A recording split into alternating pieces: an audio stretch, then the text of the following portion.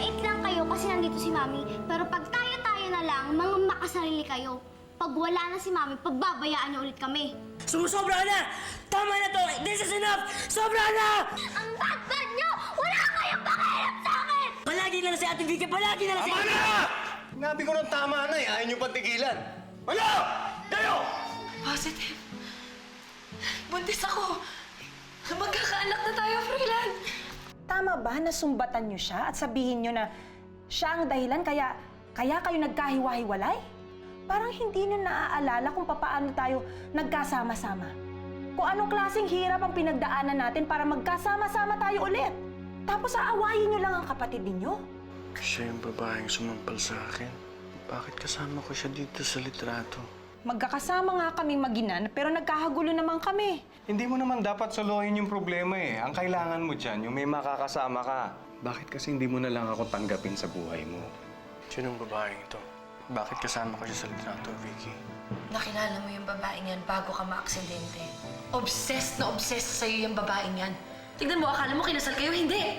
Baliw na baliw lang talaga yung babaeng sa'yo.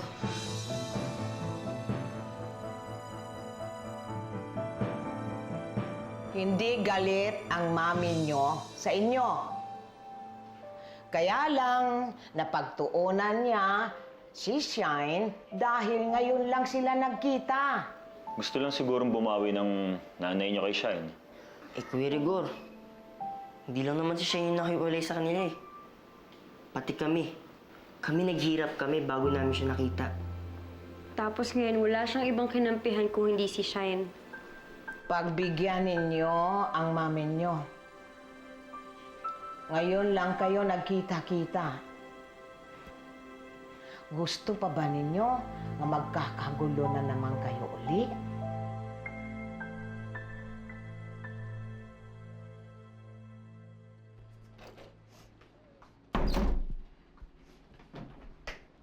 Pinagalitan ni Mami si ate at kuya. Buti nga sa kanila. You're bad like Ate Vicky! You're bad to ate and kuya! Of course not! Sila nga yung nangaaway sa akin eh. Wala naman silang ginagawa sa'yo ah. Hinanap ka nga nila noon eh. Hindi ka ba naaawa sa kanila? So kanino kayo kakampi? Sa kanila? Sige, pabayaan niyo ako mag-isa. Sanay naman ako na mag-isa ako. Leave me alone!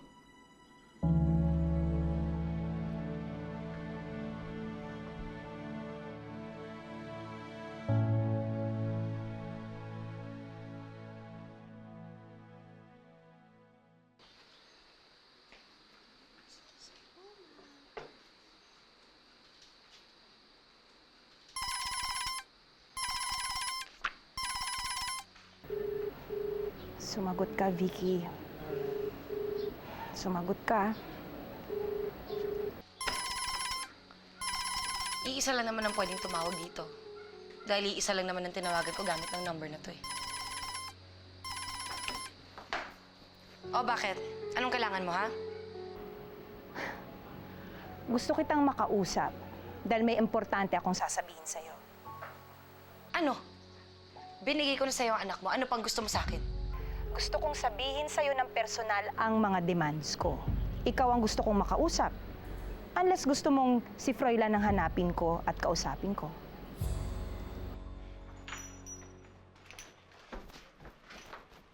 Akin na. Ma'am Vicky, alis pa tayo? Ako lang. Akin na yung susi. Linisin mo yung kotse ni Cecil habang wala ako. Opo.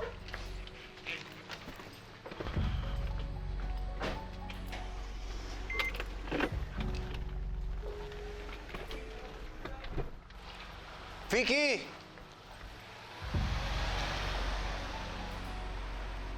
Saan pupunta si Vicky? Bakit hindi mo sinamahan? Eh, buntis yun. Baka mamaya kung mapana yun. Sir, ayaw pa magpasama eh. Halika, samahan mo ako. Sundan natin siya. Sige po.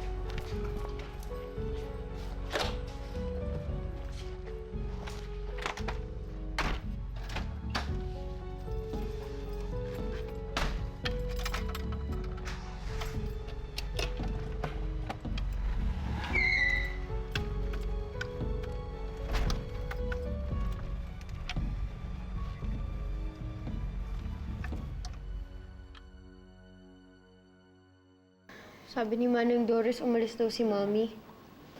Sa tingin niyo saan siya nagpunta? Malamang mainit ulo nun. Tsaka masama ang loob dahil sa nangyari kagabi. Kayo naman kasi, palagi niyong pinaiinit yung ulo ni Mami.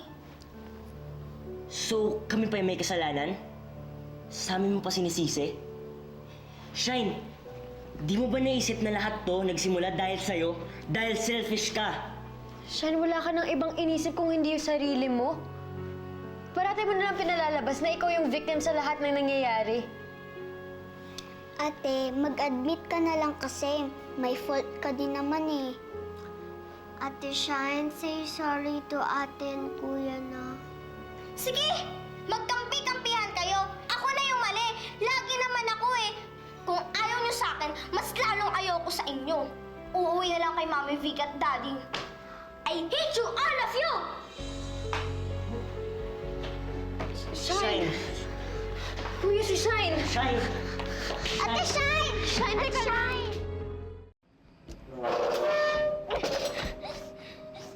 Ayoko na dito! Shine! Shine! Sandali! Shine! Shine, teka lang! Shine! Kuya, habulin mo si Shine! Baka mapano siya! Dalihan Tawagin mo! mo si Kuya Rigor! Tawagin mo si Kuya Rigor! Ako na habol! Shine!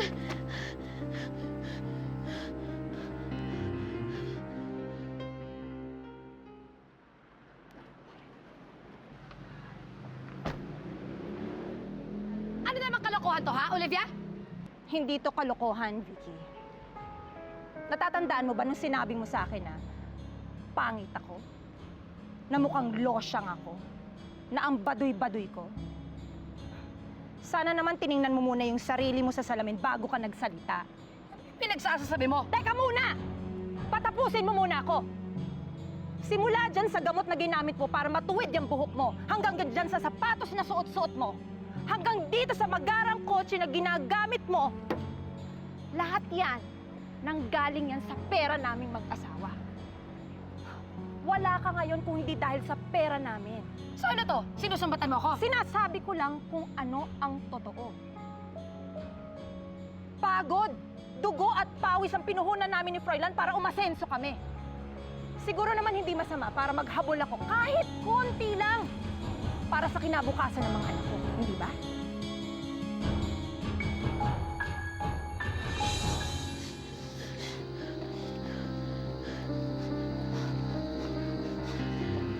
Ako, ano pa hinihintay niyo? Tawagin niyo na si Kuya Rigor! Dalihan niyo! Kuya, mag-iingat ka! Ano sinasabi mo na nag-ahabol ka sa pera ni Froilan? Excuse me! Pera naming dalawa ni Froilan. Kaya siguro naman, pwede naman ako makahingi ng kahit na konti. Dahil hindi ito para sa akin. Para sa mga anak ko, para mabigyan ko ng magandang kinabukasan ng mga bata. Well, para lang malaman mo, magkakaroon na rin kami ng anak ni Froilan.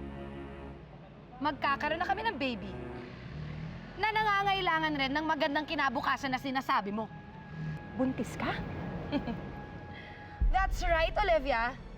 I'm very much pregnant.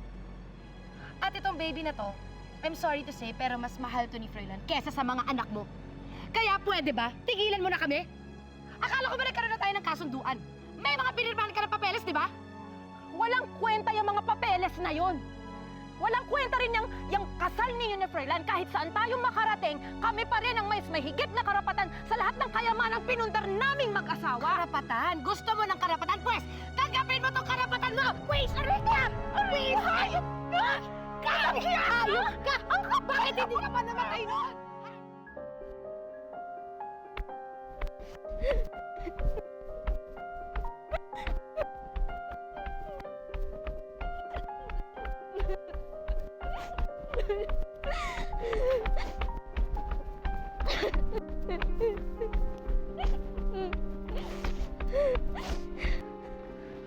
Shine! Shine, bumalik ka dito!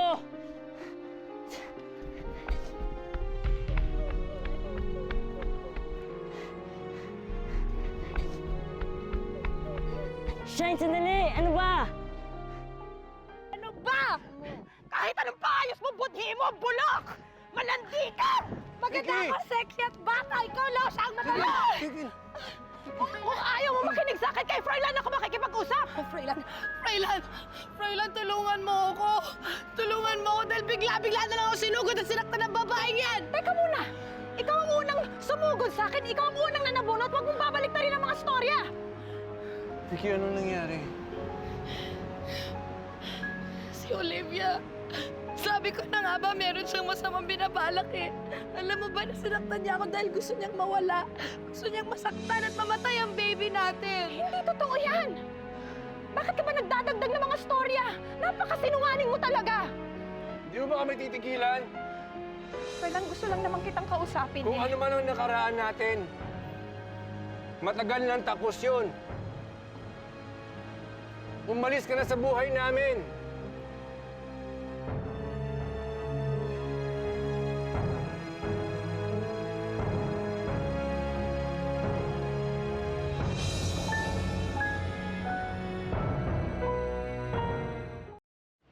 Narinig mo bang sinabi ko? Hindi naman ako bingi, Froilan. Matagal kami naghintay na magkaanak ni Vicky. Kaya hindi ako papayag may mangyari sa kanya ng dahil lang sa'yo. Halika na. Froilan, halika na. Hayaan mo na yung babaeng yan. Salbahe ang babaeng yan. Kung ano man ang meron tayo nun, tapos na yan. Huwag mo na kaming guguluhin. May bago na akong buhay. Masaya na ako. Kaya patahimikin mo na kami. Shine, ano ba? Sandali! Shine! Shine, sandali, sorry!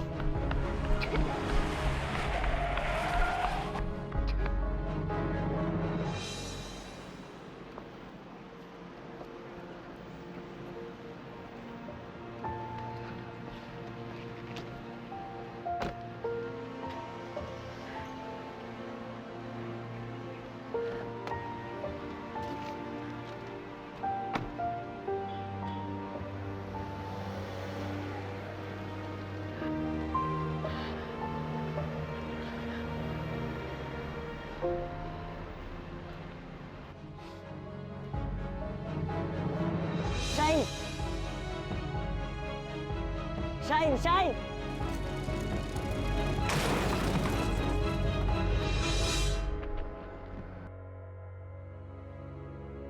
Kuya! Kuya! Kuya! Kuya! Sorry, kuya. Kuya, di ko tinatadya. Panig ka. Shine, huwag ka nang aalis ulit, ha? Kailangan ka namin dito. Mas lalo na si Mami. Lungkot-lungkot niya nung wala ka. Kaya bilang kuya mo, nakikiusap ako. Don't leave us again, please. Ano po?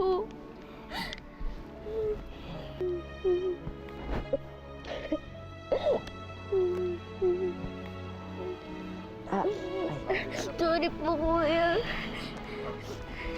Kuya, tulungan po natin si kuya. Kuya, dahan-dahan na. Tatayo kita, ha?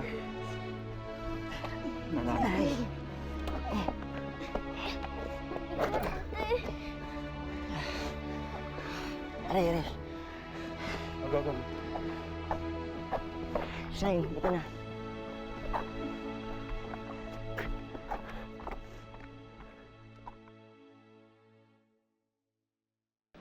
Kung wala kang maalala kahit konti, bakit nasabi mo yun, Froilan? Bakit mo ko tinaboy?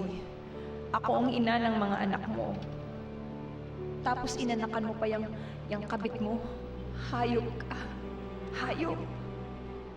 Kung hindi mo pinatulan yung Vicky na yan, hindi tayo magkakaganito, Froilan. Sana hindi kayo maging masaya. Napakawalang hiya ninyo.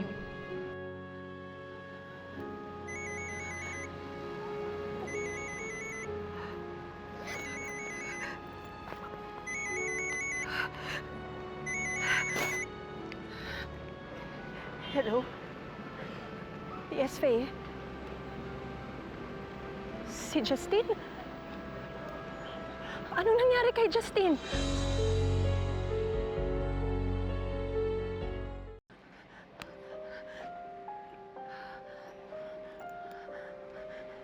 Mama! Mama!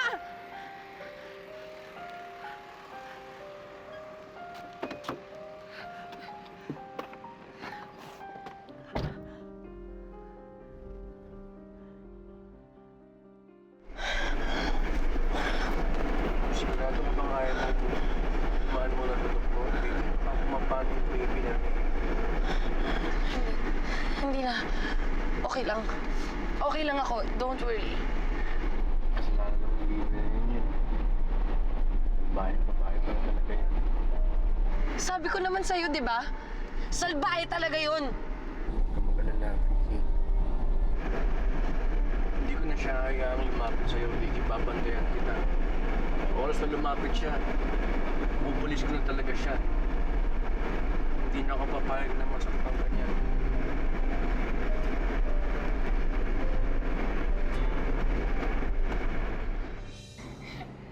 Oo. Wala to. Layo-layo sa bituka eh. Ano ba naman? Okay na to, maya-maya lang ha. Pero kuya, alam mo, kailangan ka pa rin ma-check ng doktor eh. Pero di bale, tinawagan ko na si Mami. Papunta na din daw siya dito. Justin, kumusta ka na? Sakit? Kuya, Yan po yan, Lola. Don't worry. Okay na ako. kuya, okay ka lang ba? Please say you're okay na. I'm okay na. Galos lang yan, oh. Galos lang? E papaano? Kung napuruhan ka, sa bagay, kasalanan mo yan eh. Ha? Pilyang-pilya ka. Kahit nung sakali pa kayo. Kuya.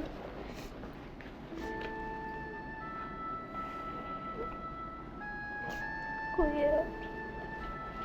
Masakit pa ba? If you want, saktan mo rin ako. Ang bad-bad ko. Dito. Kaya.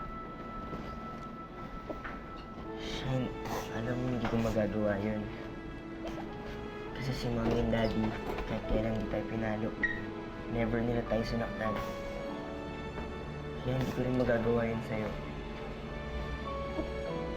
Kasi kuya, nagigilty lang naman ako eh. Kung hindi ako lumayas, hindi mo ako hahabulin. Kasalanan ko to kung bakit ka nabangga eh. Ang bad-bad ko. I hate myself. I'm sorry talaga, kuya.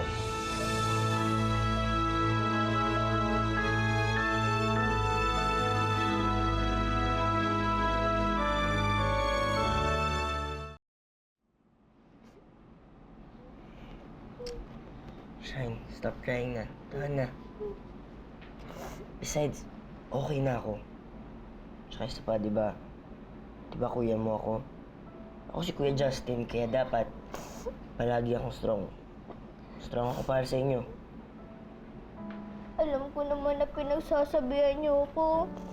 Kaya lang, hindi ako nag-obey sa inyo. Katulad nung nasa street pa tayo. Tama naman kayo. Muntik na nga ako mapahamak eh. Kasi di ba lumayas ako sa inyo?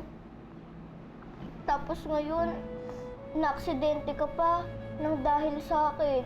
Ayokong nakikit nung nagsasuffer ka, kuya. Ayokong may sugat ka. Ayoko rin na masaktan ka.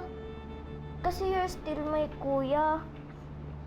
Tsaka nung nandoon pa ako kay na Mami Vicky, palagi ko kayong iniisip. Kasi love ko kayo. Love ko kayong lahat.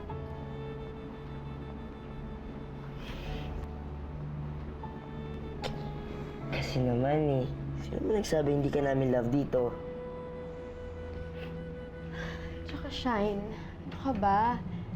Kaya lang naman kasi kami nagagalit sa'yo kasi ayaw namin maging bad ka. Because we love you. Don't cry na, ate. Try nga, ha? Po. Alam mo, dapat hindi tayo nag-aaway-aaway ng ganito. Isipin na lang natin si Mommy. Maraming siyang hirap for us. Diba? Kaya pag nagkabati-bati tayo, nagiging way yun para maging happy si Mommy. Diba gusto natin siya maging happy? Opo, kuya. Tama ka. Kalma lang. Naniwala naman yata si Froilan sa drama mo eh. Sabagay. Kulang na nga lang eh, gumawa si Olivia sa harapan namin. Pero sorry na lang siya, walang ginawa si Froilan kundi ipagtabuyan siya na parang askal. Grabe, Bes. Kung naging artista ka pala, I'm sure winner ka sa pagiging best actress. Aba, syempre. Ako pa? Nag-aalala lang ako na baka matunto na kami ni Olivia. Alam mo na, dahil nga para siyang askal, ibig sabihin malakas ang pang-amoy niya. Isip ko nga eh, paano kung mag-abroad na lang kami ni Froilan? Para wala nang problema. Lalo na ngayon nabuntis ako. Bes! Oh, ano, may sunog? Eh kasi parang dinudugo ka yata. Oh my gosh! Ah! Naku, baka mapano yung baby ko. Baka makunan ako. Dalit mo ako sa ospital! Bilis! Ako na to, ako na. Halika, bilisan natin! Yung baby ko! Kuya, baka naman walang ibig sabihin yung nakita mo. Pero paano kung meron? Paano kung hindi lang pala talaga friends sina Tito Efren tsaka sina Mami? Paano niya si Daddy? Matagal ko na itong pinag-iisipan. Kailangan kong maging matatag para sa mga anak ko. Kailangan kong baguhin na yung takbo ng buhay ko. At magagawa ko lang yun kapag binuksan ko ang sarili ko sa ibang tao. Wala akong makita ng problema sa'yo, Mrs. Santos.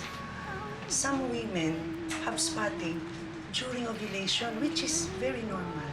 Hindi ho ba dahil buntis ako? Sorry, you're not pregnant. Siyang nararapat kay Mami. Hindi po kayo. Hindi ikaw. Si Daddy.